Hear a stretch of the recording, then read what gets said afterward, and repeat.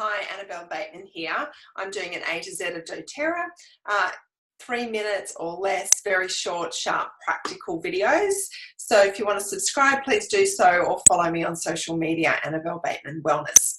Today we're talking about cinnamon essential oil from doTERRA, one of my favorite cooking essential oils. I've done a video on cassia, which is in a similar family but different, so check that one out if you want to know the differences. Cinnamon bark comes from the bark of the cinnamon tree.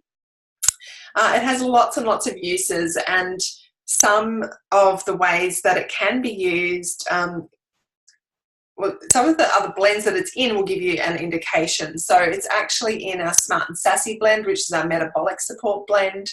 It's in On Guard, which is our protective blend, so great for feeling if you're feeling a bit run down and needing that wellness support. It's in the On Guard toothpaste, so good for some oral hygiene. It's in the Passion blend, which is the inspiring blend. So if you're feeling a bit flat, then and you need a bit of invigorating, a bit of inspiring, then cinnamon is a hot spice. It's spicy, so it's a nice one to use if you need things spicing up. It is a hot essential oil, so if you're using it topically, you do need to dilute it with fractionated coconut oil or a carrier oil, or it will, otherwise it's too hot on your skin.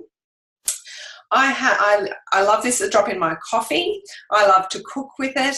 I have used this in a blend with a couple of other oils. When I had a skin irritation going on about here in my chin, I felt like it was related to some candida-y stuff I had going on in my gut.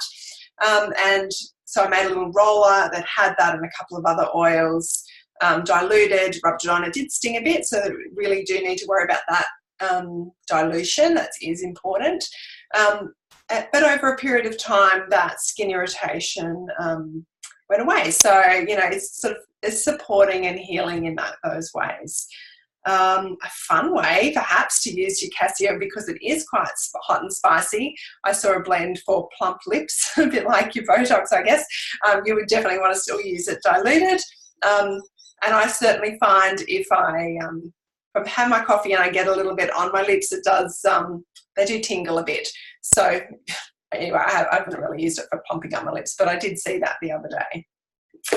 How else can we use it? That's pretty much the summary. I want to keep this short and sharp, but absolutely fabulous cooking essential oil. Highly recommend having that one in your arsenal.